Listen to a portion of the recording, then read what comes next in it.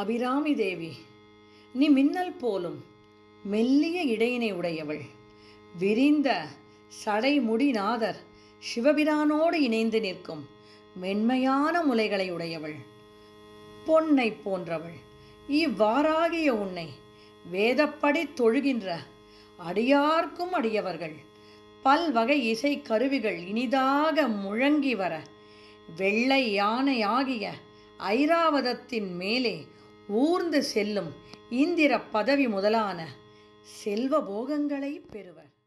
மெல்லிய நுண்ணிடை மின்னணையாளை விரிசடையோன் புல்லிய மென்முலை பொன்னணையாளை புகழ்ந்து மறை சொல்லிய வண்ணம் தொழுமடியாரை தொழும் அவர்க்கு பல்லியம் ஆர்த்தழவெண் பகடூரும் பதம் தருமே.